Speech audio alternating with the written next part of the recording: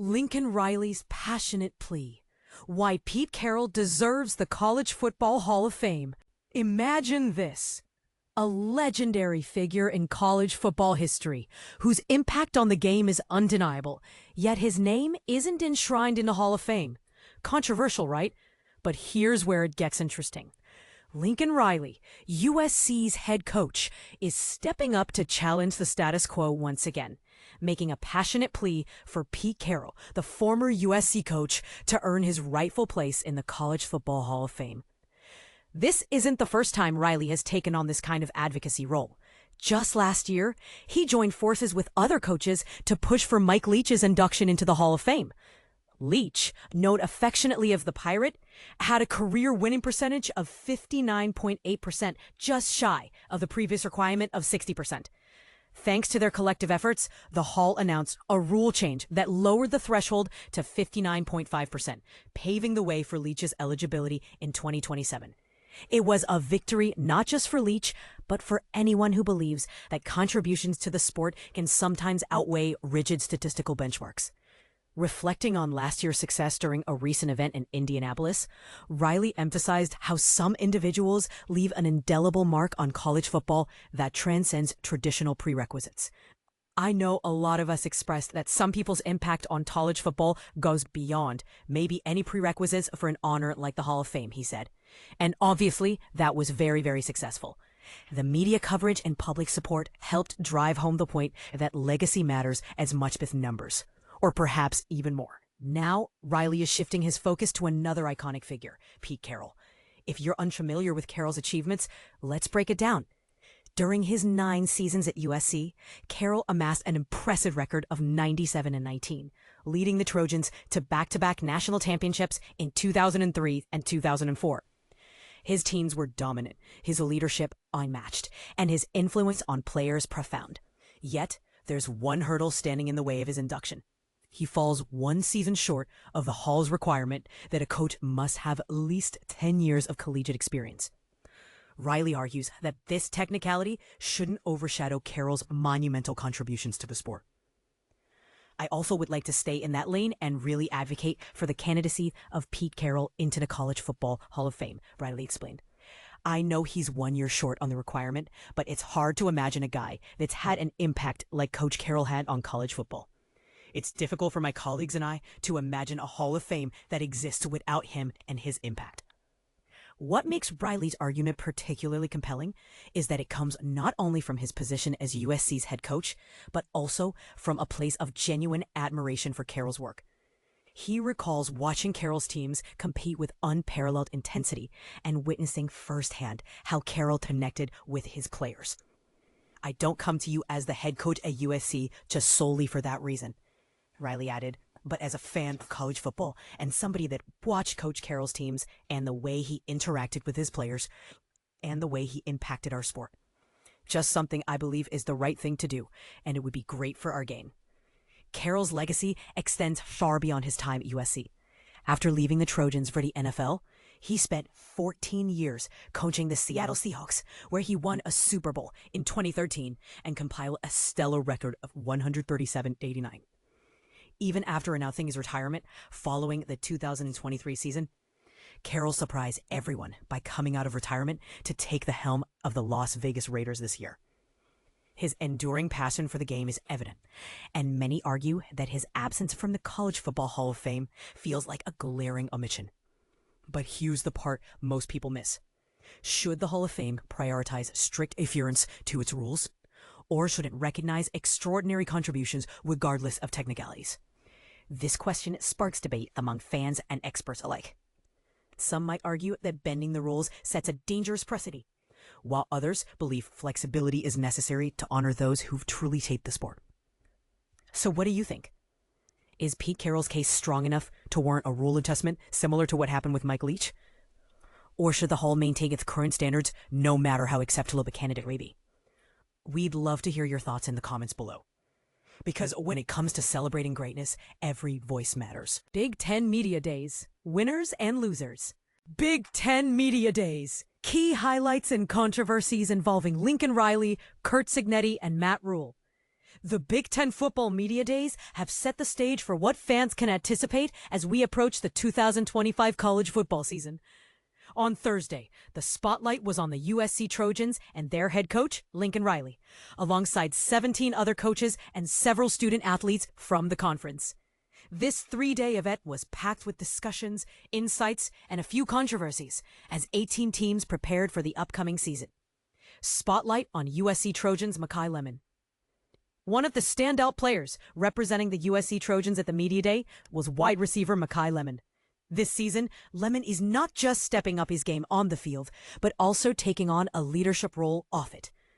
During his media interaction, Coach Riley announced that Jaden Mayava would be the starting quarterback for the Trojans this year. Lemon expressed his enthusiasm about the offensive strategies, hinting at an electrifying season ahead. He and fellow receiver Jacoby Lane are anticipated to be the top targets, potentially making waves in the 2026 NFL Draft. Lemon emphasized the ambitious goals for USC's offense, stating, "We aim for explosive plays. It's not just about getting 10 yards for a first down. We want touchdowns and big plays." He elaborated on the competitive spirit between him and Lane during practice, where they constantly challenge each other to improve. He gets a rep and I'm like, "You can do better than that." And he responds, "You can do better too. Clean up your route." Nebraska Cornhuskers Matt Rule responds to criticism. Before the media day, UCF's former coach Scott Frost, who had a tumultuous tenure at Nebraska from 2018 to 2022, made some pointed remarks about the Cornhuskers and their current head coach, Matt Rule. Rule, now entering his third season with a 7-6 record, addressed Frost's comments with grace. "I've always empathized with what he went through because this was his home," Rule remarked, adding, "This was not a good job when I arrived." Despite a challenging previous season, where Nebraska secured only 3 conference wins, the team is gearing up for another shot at the college football playoff with quarterback Dylan Raiola at the helm. Curt Cignetti of Indiana Hoosiers faces scheduling backlash. This year's Big Ten Media Day also saw Indiana Hoosiers coach Curt Cignetti facing criticism, particularly regarding scheduling decisions. When questioned about the cancellation of a home-and-home series with Virginia, Cignetti explained that Indiana is adopting the SEC's approach by prioritizing in-conference gains. While every team aspires to reach the college football playoff, Cignetti and Indiana have been scrutinized for potentially benefiting from a less challenging schedule. They only lost 1 game during the regular season, which was against the formidable Ohio State Buckeyes. Although this record earned them a playoff spot, it did not come without its share of skepticism. Lincoln Riley on the future of USC's rivalry with Notre Dame. Riley's comments about maintaining the historic rivalry with the Notre Dame Fighting Irish stirred quite a reaction on social media.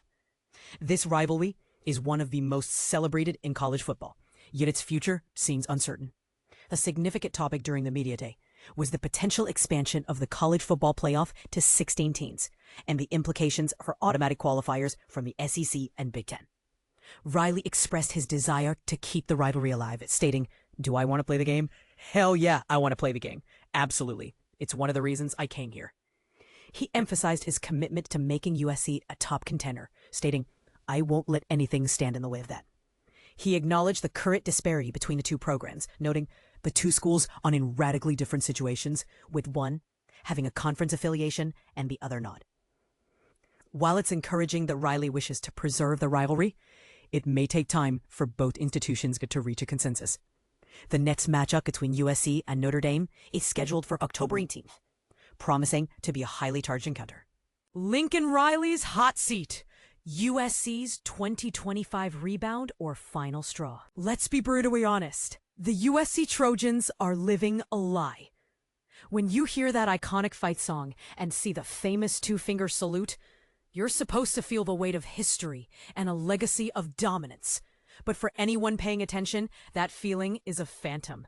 The USC football program, once the crown jewel of Los Angeles sports, has become an illusion of its former self. The greatness has vanished. In its place, a culture of mediocrity has taken root, and the program's new heritage is one of national irrelevance. The rallying cry of "fight on" feels more like a desperate plea to paddle on, as each season becomes a struggle just to keep the Trojan helmet from sinking beneath the waves of college football's elite.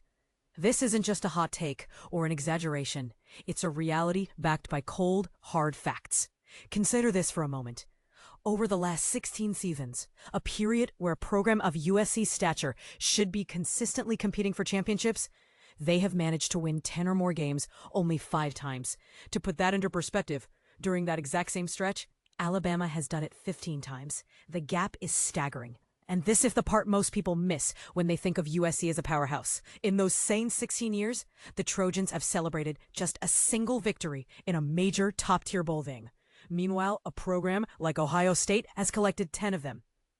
Since the departure of the legendary Pete Carroll following the 2009 season, the program has been in a tailspin. It has been battered by NCAA sanctions, destabilized by a parade of coaches who were poor fits, and humbled by a series of embarrassing losses, all fueled by an institutional hubris that refused to see the decay. I was there during the dynasty days. I saw firsthand how Uncle Pete's champions could captivate and energize this entire city like few teams ever have. Watching highlights from that era now is like viewing footage of a different species playing football on a distant planet. The current product, mired in failure and excuses, is almost unrecognizable. Over the past decade and a half, the program has devolved into a second-tier contender. No longer in the same conversation as giants like Georgia, Michigan, Texas, or Clemson. In a cruel twist of irony, USC has essentially become an illusion,